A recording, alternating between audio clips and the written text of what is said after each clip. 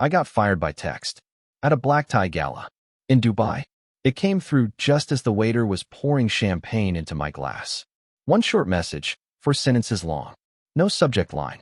No explanation. Just, we're moving in a different direction. Effective immediately. Your access will be revoked by morning. Thank you for your service. I reread it twice. Then I smiled.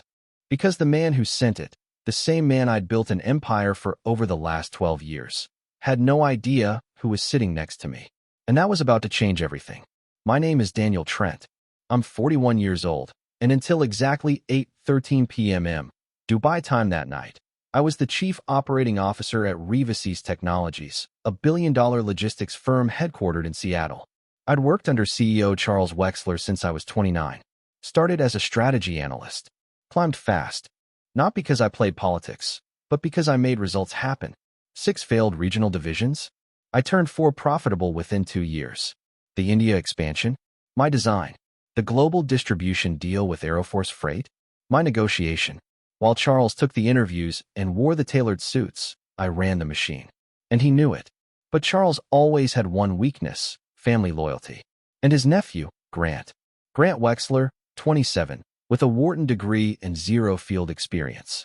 He shadowed me for 6 months last year under the title of Executive Fellow, which was code for unqualified heir.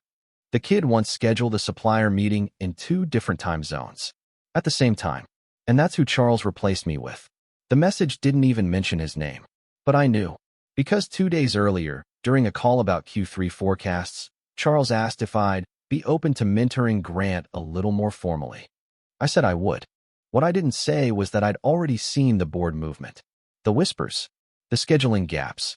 I didn't say I already knew this was coming, because I'd learned the most dangerous man in any room isn't the one who shouts. It's the one who prepares. And that night, I was prepared. The woman sitting next to me at the gala wasn't just a guest. She was Rania Kasser, Deputy Minister of Infrastructure for the UAE, and the lead negotiator on a $480 million international shipping corridor project Charles had been chasing for 3 years. What he didn't know was she wasn't talking to him anymore. She was talking to me, because I'd been working in the shadows for the last 18 months, setting something up, something big. And now, I was free. No more conflict of interest. No more corporate chains. Charles fired me at a gala. But I walked out with something he couldn't buy. Leverage. And I planned to use it. I didn't react that night. No anger. No scene. Just a sip of champagne and a nod to the string quartet playing in the corner. Because when you've been quietly building your exit for 18 months, a text firing isn't an ending. It's permission. Rania leaned over and asked if everything was all right. I showed her the message. She smiled. Then I guessed the timing is perfect. It was. Charles thought he was cutting dead weight. What he didn't realize was, he'd just set fire to his own bridge. 18 months earlier, I started documenting. Emails, contracts, travel records. Every decision Charles pushed through without board approval. Every shell company he used to mask executive bonuses. I never leaked anything. Never raised a flag. Because noise makes you a target. But documentation? That makes you dangerous. Back in Seattle, I'd already set up a holding company. Clean, silent, private. No digital fingerprints. My attorney, a former IRS investigator, handled the filings. And inside that company was something far more valuable than stock. Relationships. People Charles had dismissed. Partners he'd undercut. Vendors he'd squeezed for margins. I spent 2 years turning his burned bridges into my network. Quiet lunches. Off-the-record calls. I never pitched. I listened. Because when you build quietly, you learn who's ready to jump ship. If someone strong enough gives them a reason. And now, I was that reason. Rania and I had already been in talks for 6 months. Her government wanted a logistics partner to help restructure their port infrastructure, one not tangled in red tape or legacy corruption. Charles had been lobbying hard, sent expensive wine, invited dignitaries to Seahawks games. But Rania didn't want noise. She wanted results. And I had a plan. I flew back to Seattle the next morning. No job, no badge, no formal role. Just a private jet paid for by a consulting client who didn't know I'd just been fired. I didn't call Charles. Didn't call HR. I walked into my apartment, brewed coffee, and opened a folder labeled Initiation Phase 3. At 3 p.m., I received a calendar invite from Revasis IT. Your corporate access will expire in 15 minutes. Right on schedule. What they didn't realize was, I'd already downloaded every non-classified dataset I legally had access to over the past year. Forecasts, vendor maps, logistics choke points. Not stolen, not leaked. Prepared. By 3:30, I was on a video call with a former Revasis project manager and a UAE trade advisor. We mapped a launch timeline. 6 months. By 4 o'clock, I filed the first patent application under my holding company's name. Everything Charles thought he owned was about to be duplicated, but better, faster, and clean. Because I wasn't interested in revenge. I was interested in replacement. Charles always underestimated me. He mistook silence for submission, loyalty for weakness. But silence, when sharpened, becomes a weapon. And I'd spent over a decade turning mine into a scalpel. 3 days after returning to Seattle, I had 6 back-to-back meetings in a private co-working space under a different name. No press, no LinkedIn update, just quiet movement. First, I met with the head of Apex Trans Global, a mid-tier logistics company Charles had rejected in acquisition talks 2 years ago. They still wanted expansion into the Gulf. I offered them a faster path. Then came Bexley Systems, the supply chain software firm Charles tried to undercut with licensing demands. Their CEO had one question: do you have capital? I did. From investors who didn't know I'd been fired. Only that I was pivoting to a more agile consultancy model. That phrase alone secured $2 million in bridge funding by the end of the week. I wasn't just building a competitor. I was building a mirror. Same markets, same verticals, same tech, but leaner, quieter, unburdened by Charles's ego. And I wasn't alone. One by one, the people he pushed out started calling me. Not loudly, just late-night emails. Encrypted messages. You still building? I've got blueprints if you've got bandwidth. Just say the word. By the end of month 1, I had an operating prototype of a routing algorithm 3 times faster than Revasis' current model. A provisional contract with the UAE. 2 signed NDAs from former Revasis engineers. And not a single press release. Because power doesn't need attention. It needs leverage. Charles, meanwhile, was busy grooming his nephew for public appearances. Grant posted a photo on LinkedIn in front of the Revasis headquarters. The caption read, "Excited to help lead the next generation of global logistics innovation." I saved the photo because I knew what was coming. Not drama, not lawsuits, collapse. But first, I needed a trigger. Something quiet, something legal. So I submitted a proposal through my holding company to a multinational trade alliance Revasis had been courting. It was clean, under budget, and delivered in half the time. We won the bid. Charles found out through a press wire. He didn't connect it to me. Not yet, because I didn't attach my name. Not until the moment mattered. My goal wasn't to humiliate him. It was to replace him, deal by deal, system by system, until the empire he thought he owned was just an outdated shadow of what came next. And when he finally realized who had built the machine, now cutting into his margins, it wouldn't be with a bang. It would be with a quiet phone call from someone he thought he fired. By the start of Q2, Revasis' numbers started slipping.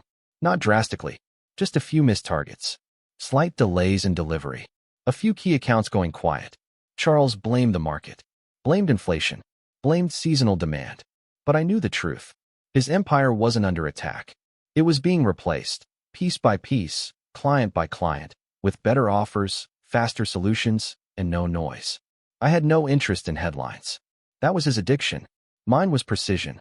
We launched quietly in Singapore, then moved into Rotterdam, secured a joint agreement with a South Korean tech partner to streamline data tracking across 3 continents.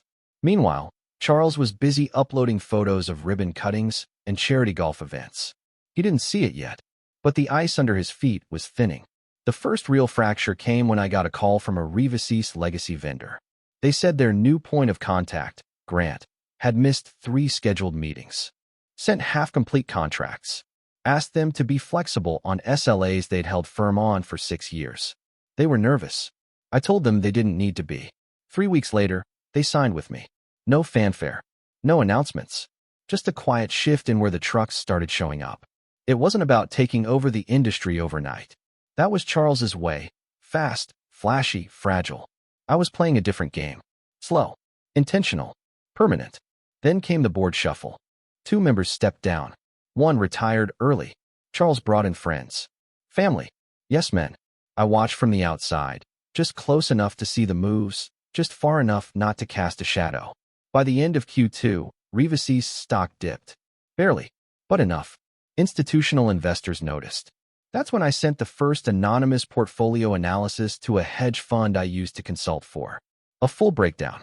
Supply chain lag, weak succession strategy, public overexposure, internal instability. Nothing illegal. Nothing dramatic. Just facts. Quiet ones. I didn't include my name.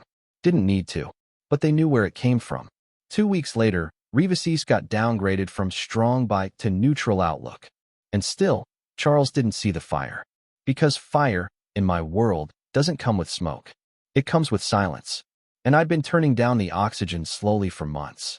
But this wasn't just about the company anymore. It was about the moment. The precise second when everything he thought he'd built would turn to glass and crack from the inside. And he'd hear his own echo in the silence I left behind. By summer, Charles started feeling it. Not from headlines. Not from investors. From inside his own walls. Procurement delays. Unexpected terminations. Supply chain reports that didn't line up. His assistant resigned without notice. His CFO took personal leave.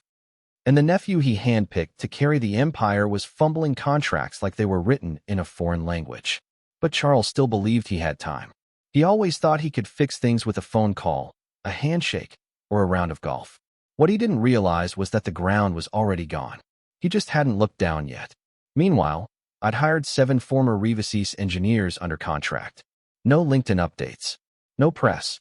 Just NDAs, clean builds, and systems that ran leaner and faster than anything they'd worked on before. We built a real-time logistics dashboard that tracked shipments across 5 time zones and auto-adjusted based on port congestion. Charles had pitched the same concept 2 years ago, spent $500,000 on prototypes that never worked. We built ours in 6 weeks. Then I pitched it to one of Rivasi's largest global clients. Didn't use my name. Just the platform. Just the results. They switched. Quietly. Charles found out when a logistics manager emailed to request a data transfer. He didn't know the name of the company that was replacing him, but he would, because I was about to make sure of it. I booked a suite at the Westin in downtown Seattle.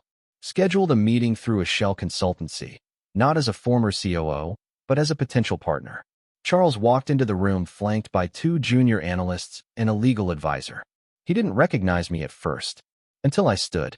No handshake, just eye contact. And then, I opened the presentation. Side-by-side comparisons. Route efficiency. Software latency. Fuel optimization. Market penetration. All higher. All better. His numbers. Versus mine. He sat quietly for the first 7 minutes. Then asked why. I didn't answer. Because he already knew. He fired the one person who built the system that carried him. And replaced me with a last name. I ended the meeting with a simple slide. Projected market share for Q4. Rivasi's, 23%. Our model, 41%. Charles stood, left without a word. That's when I knew I'd won the first real battle. Not by shouting, not by suing, but by outbuilding him in the one place he never saw coming, the quiet. He fired me by text. Now I was rewriting his forecast in silence. After that meeting, I didn't hear from Charles for 6 weeks. But I didn't need to. His silence told me everything. Because when a man like that stops talking, it's not because he's thinking. It's because he's sinking. The cracks started to spread. Suppliers began requesting revised contracts. Investors quietly pulled short-term positions. One of Rivasi's regional hubs in Europe missed its quarterly delivery targets by 14%. They blamed port congestion. But I knew the truth. We had rerouted 12% of their volume through our new corridor model. And we did it without them noticing until it was too late. That's the thing about infrastructure. Once it shifts, people don't feel the earthquake. They feel the aftershocks. And by the time they realize what's happening, it's already over.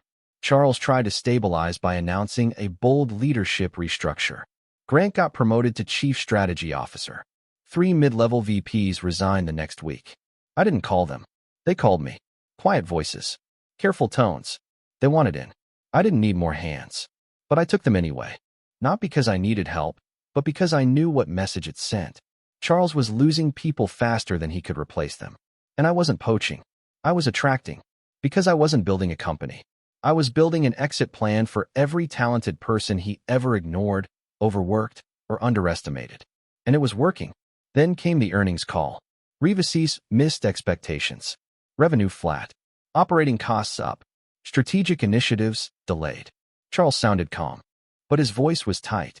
He blamed global instability, labor shortages. He never mentioned the fact that 3 of their top-tier clients had vanished from their books entirely. Because they weren't clients anymore. They were ours. And they weren't just signing contracts. They were signing NDAs that gave me access to the very market insights Charles once protected like state secrets. Now I knew exactly what he would try next. And more importantly, I knew what wouldn't work. Because I'd built those strategies. I knew their weak points. And I'd already upgraded them. Privately. Efficiently. Without a press release. By the time Charles realized the old playbook wouldn't save him, the game had already changed. He was playing checkers. I was playing quiet chess, and every piece he moved had already been accounted for. I wasn't interested in headlines. I was interested in making sure his final headline came too late to matter. Charles finally made a move. He launched a full media blitz, announced a global reinvention strategy, rolled out new branding, new slogans, even a corporate video narrated by some TV actor I didn't recognize. He posed in front of warehouses, shook hands and staged photos, called Grant a visionary. The markets gave him a brief nod, but it didn't stick. Because no matter how many lights you shine on a crumbling stage, the cracks don't disappear. They get exposed. I watched it all unfold from a corner office we didn't even put our name on. No plaque, no receptionist, just results. Our numbers were growing, not in explosive curves, but in firm, steady lines. Repeat contracts. Strategic referrals. Foreign partners calling us first. Because when you remove ego from logistics, what's left is speed, precision, dependability. And Charles couldn't compete with that. Because he still thought the game was about visibility. I knew it was about infrastructure. That's when he tried to block us. He filed a complaint through a European oversight board, claiming unfair practices and internal IP theft. It didn't go anywhere. Because there was no theft, no breach. Just better ideas executed by people he ignored. But it told me something. He was panicking. And panic, for men like Charles, is dangerous. Because they don't respond by reflecting. They respond by swinging. Next came the acquisition threat. Charles made an offer to buy out Apex Transglobal, one of our earliest partners. He tried to box us out by folding them into his pipeline. They declined. Then publicly stated they were in exclusive infrastructure development with our firm. That's when my phone started ringing nonstop. Consultants, analysts, recruiters. Everyone wanted to know. Who's behind this? What's the name? Are you going public? We said nothing. No interviews. No announcements. Let the silence do the talking. Because silence, when held correctly, becomes authority. That week, Charles called 3 of our known partners trying to offer cross-promotional deals. All 3 refused. He fired 2 regional directors the next morning. The media didn't pick it up, but I did, because I still had access. Not to systems, to people. And people talk. Not to reporters, not on social media, but in whispers. That's where real strategy lives. In what isn't said out loud. Charles was losing control, but still pretending to steer. And the more he tried to show strength, the more obvious the weakness became. It wasn't loud. It was subtle. Like metal stress you don't notice until the bridge buckles. And I had no intention of warning him. Because collapse doesn't need a push. It only needs gravity. By Q3, Charles had lost his grip. You could see it in his face, in every public appearance, every forced smile. He started showing up to meetings he used to delegate. Held impromptu town halls at headquarters. Tried to rally the troops. But loyalty, once broken, doesn't return just because you raise your voice. Especially not when people are already walking out the back door.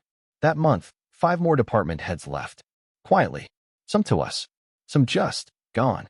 He responded the only way he knew how. With control. More policy changes. Mandatory sign-ins. Internal audits. He cut travel budgets. Suspended hiring. Then came the layoffs. Publicly framed as strategic restructuring. But everyone inside knew the truth. He was bleeding cash. Because the empire he built was too heavy. Too slow. And I'd already taught the market what light looked like. Grant, meanwhile, was nowhere to be seen. The kid who once posted selfies from the executive suite had gone dark. My contacts told me he'd been quietly reassigned to internal operations, a polite way of saying, we're hiding him. I didn't gloat. I didn't celebrate. Because this wasn't revenge. It was precision. The final stage wasn't sabotage. It was substitution. I didn't need to destroy Revasis. I needed to make it irrelevant. So I moved. I secured 3 more partnerships in Germany, Indonesia, and Brazil, locking in routes that Charles's team had once monopolized. I did it through proxies, through shell firms. No direct links. No paper trails. But insiders knew. And that was enough. Then I triggered the final piece. A formal bid for a federal logistics contract in the U.S. One Charles had been grooming for 2 years. I knew the exact specifications because I wrote the original internal strategy when I was still COO. And I rewrote them. Better, leaner, smarter. Submitted the proposal under a new firm name. Filed through an affiliate. Charles didn't even know we were competing until the shortlist was published. And our name was first. His wasn't even listed. That's when I got the call. Blocked number. No voice.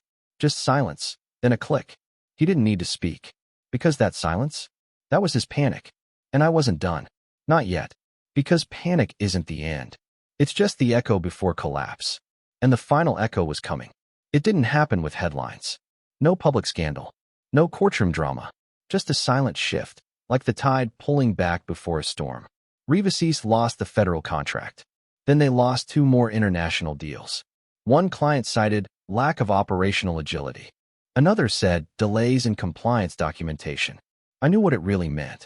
They weren't losing business. They were being outpaced. Because every deal they chased was already signed by us. And every strategy they pitched was a cheaper version of what we'd already built. I didn't need to go after their name. I went after their function. Because when you take away what makes a company necessary, you don't need to destroy it. You just wait. The stock dipped again, then tanked. Charles tried to spin it as a market correction. But investors weren't listening anymore. Not after one of their largest stakeholders pulled out overnight. That was the move. The one I'd been lining up for months. A silent partner, 1 degree removed from me, had been increasing their stake in Revasis since Q1. Buying low, staying quiet. And then, when the pressure was perfect, they pulled every dollar. That single exit dropped Revasis' valuation by 19%. The next day, 3 more investors followed. Charles issued a statement. Talked about strategic pivots and resilience. But no one was buying it anymore. His board called an emergency session. That night, I got a text from one of the last VPs still loyal to him. Emergency vote tomorrow. Looks like it's over. I didn't respond. Because I didn't need to. This wasn't about watching the empire fall. It was about making sure I wasn't in the blast radius when it did. The next morning, Revasis announced an executive leadership transition. No press conference. No farewell. Just a line in a PDF filed with the SEC. Charles was out. Grant had stepped aside. Control was handed over to an interim CEO with a reputation for liquidations. I read the filing over coffee. Didn't feel triumphant. Didn't feel much at all. Because this was never about revenge. It was about precision. He fired me by text message. Thought it was the end of my career. But all it did was start the clock. 18 months. That's how long it took to turn a termination into takeover. Not through noise. Not through force. Through structure. Through patience. Through silence. And now, there was only one thing left to do. Not for Charles. For me. I didn't go to the press. Didn't update my resume. Didn't schedule interviews or sit for podcasts. Because the story wasn't for them. It was for me. 3 days after the Revasis announcement, I flew back to Dubai. Same hotel. Same skyline. Same view from the rooftop where it all started. That night at the gala, when Charles sent the text, when I read it and smiled, I knew something he didn't. Not just who was sitting next to me, but what I was about to become. He thought firing me was a blow. It was a release. From legacy. From loyalty. From the weight of building someone else's dream. Now, every decision came with no echo. No permission. Just clean execution. The company I built remains unnamed in the press. By design. Because when your product works, it speaks louder than your name. And I didn't need applause. I had results. Charles vanished from the industry. Some said he moved to Florida. Others said he was consulting part-time. Didn't matter. Because by then, I'd rewritten the rules he used to live by. The old hierarchy, the one where suits made speeches while systems failed quietly beneath them, was gone, replaced by lean infrastructure, quiet leadership, and a blueprint built from everything he overlooked. I didn't fire anyone by text, didn't cut corners or use favors. I built with care, with calculation, the kind of slow power that doesn't need to raise its voice. At the end of that week, I sat alone at a beach cafe just past the marina, watched the sun burn through the skyline. One of our new hires, a systems lead from Germany, called to confirm the Brazilian contract closed. I said one word, confirmed, then hung up. No celebration, just a quiet nod to what had been done. A full cycle, started in silence, ended in precision. I still remember that night Charles fired me. The look on the face of the man sitting beside me, the one Charles didn't recognize. He wasn't a client. He wasn't a consultant. He was a logistics undersecretary for the UAE's Ministry of Transport. And while Charles was cutting me loose, I was sketching a new framework on a linen napkin with a man who would later approve $70 million in infrastructure upgrades. That's the real story. Not the fall, not the revenge, the rebuild, and how some legacies aren't made with noise. They're made with stillness, with restraint, with actions so cold, so clean, you don't even feel the blade until it's already done. Charles thought silence was surrender. He forgot it can also be a scalpel. And I learned how to use it. Well, what would you have done in my place? If the story hit you, leave a like. And don't forget to subscribe. It only gets stronger from here.